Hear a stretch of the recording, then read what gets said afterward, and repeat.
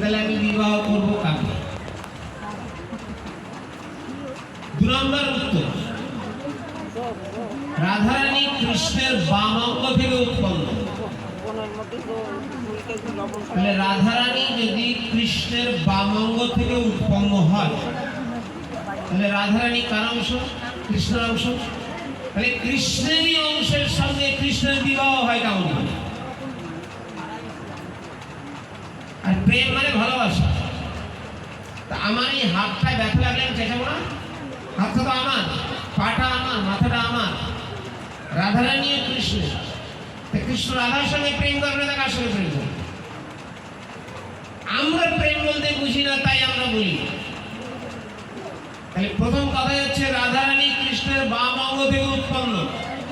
তাহলে রাধারানী কৃষ্ণের অঙ্গ স্বরূপ, তাহলে তার সাথে প্রেম করবে না, তা কার সঙ্গে? কিন্তু আমরা প্রেম বলতে যেটা বুঝি রাধা কৃষ্ণের মধ্যে, সে প্রেম না। বোঝা গেল? এই হচ্ছে রাধারানী আর এই হচ্ছে কৃষ্ণ। তৃতীয় প্রশ্ন বা উত্তর, শ্রীকৃষ্ণ বৃন্দাবনে 11 বৎসর ছিলেন। 11 বৎসর। মথুরায় 11 বৎসর ছিলেন। দ্বারকায় 103 বৎসর ছিলেন। এই মোট 125 বছর কৃষ্ণজি জগতের দেহ ধারণ করে লীলা করেছেন। তাহলে 11 বৎসরের সময় তিনি বৃন্দাবন পরিত্যাগ করে মথুরায় চলে যান। আচ্ছা, 11 বছরের একটা বাচ্চা, তাকে আপনি শিশু বলবেন না যুবক বলবেন? কি বলবেন? শিশু। তাহলে রাধারানী তার থেকে ছোট, বৃন্দাবনের গোপীরা তার থেকে ছোট। তাহলে সেই ছোট্ট ছোট্ট শিশু বালকরা যখন একসাথে মিলেমিশে খেলাধুলা করে, আনন্দ করে, বলবেন যে তারা খারাপ কিছু করবে? বকে দেবে করে না, শোনা চুপ করে, বকা দিচ্ছে কিন্তু। তাহলে রাধা কৃষ্ণ বৃন্দাবনের গোপীরা সব ছোট্ট ছোট, 6 বছর 7 বছর বয়স। তারা আপনার বাড়ির বাচ্চা কাচ্চা ছেলেমেয়েরা যখন একসাথে মিলেমিশে খেলাধুলা করে, তখন আপনি বলবেন যে তারা বদ উদ্দেশ্য করছে, এই কথা বলবেন কি? তাহলে এটা যদি বলা যাবে না, তাহলে কৃষ্ণ সম্পর্কে বাজে মন্তব্য করছেন কেন? আসল কথা আমরা জানি না, আর জানি না বলে আমরা আজে বাজে মন্তব্য করি। দেখবেন আমাদের সমাজে অনেক ব্যক্তি আছে যারা রাধা কৃষ্ণের সম্পর্কে আজে বাজে উল্টোপাল্টা কথা বলে। শুধু তাই না, আরো লজ্জাজনক কোনটা জানেন? বিভিন্ন জায়গায় যখন নামযজ্ঞ হয়, নামের আসরে রাস কীর্তন হয়, দেখেছেন? সে রাসের কীর্তনে যেভাবে রাসলীলা উপস্থাপন করে, এটা সব থেকে লজ্জাজনক, ভগবানকে অপমান করে। কারণ যুবক যুবতী সেই রাধা কৃষ্ণের যে বেলাল্লাবানা কীর্তন নাচ প্রদর্শন করায়, বৃন্দাবনের ছোট্ট ছোট্ট বাচ্চা শিশুরা কোনোদিন সেই বেলাল্লাবানা নাচ করেছিল? কিন্তু আজকের সমাজের মুখে দাঁড়িয়ে সেই রাসলীলার নামে রাধা কৃষ্ণ আমার প্রভু পরমেশ্বরের নামে আজে বাজে মন্তব্য করে তাকে অপমান করে। আমার কথা যদি কারো ভালো না লাগে লিখে রাখেন, প্রমাণ করে দেন যে মিথ্যা কথা বলছি।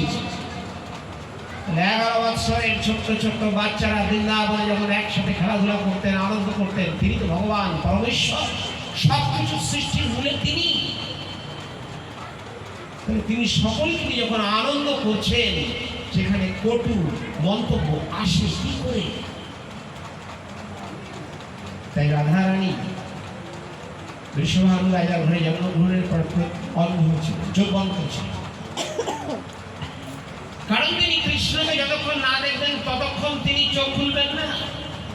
তাই রাধারানী চোখ খুলে প্রথম কৃষ্ণকে দর্শন করলেন। সেই দর্শনেই, কারণ তিনি তো কৃষ্ণ থেকে উদ্ভূত, তার সমস্ত সত্তা কৃষ্ণ সম্বন্ধে যুক্ত। তিনি কৃষ্ণ কথা বলবেন না তো কার কথা বলবেন? কারণ যার দৃষ্টি ভাবনা তার দৃষ্টি প্রাপ্তি, যার মনের ভাব যেমন সে তেমন কথা বলে। যার মন নিম্নগতি সম্পন্ন সে আজে বাজে কথা বলবে, যার মন উচ্চ ভাব সম্পন্ন সে উচ্চ কথা বলবে। আর যে ভগবান সে কথা বলতে গেলেই ভগবানের নাম করবে, হরে কৃষ্ণ জয় নিতাই জয় রাধে কথা বলবে, ভগবানের কথা আলোচনা করবে। মাতাল মাতালের মদের আলোচনা করে, গাঁজার গাঁজার আলোচনা করে, জুয়াখোর জুয়ার কথা আলোচনা করে, আর কৃষ্ণ ভক্ত কৃষ্ণ কথা আলোচনা করে। কি ভুল বললাম না তো?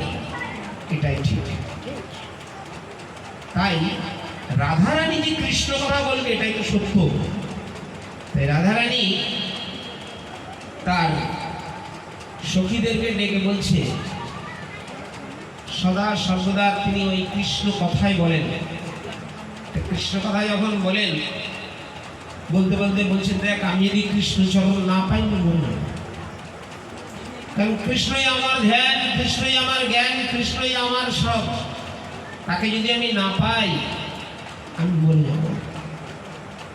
কারণ ভগবান তো লীলা করতে এসেছে জগতে। কেন লীলা? এক হচ্ছে তার নিজস্ব ভাব আস্বাদন করা, আর জগৎ জীবকুলের মঙ্গল সাধন। ভগবানের প্রত্যেকটি কর্ণের দুটো দিক, একটা তার নিজস্ব, একটা জগতের। এবার বললেন রাধা, এই কথার অর্থ কি? রাধ মানে ভজন করার প্রবণতা। রাধ, যারা ব্যাকরণ জানেন তারা ভালো করে বুঝতে পারবেন। রাধ এই কথাটির অর্থ হচ্ছে ভগবান ভজন করার প্রবণতা।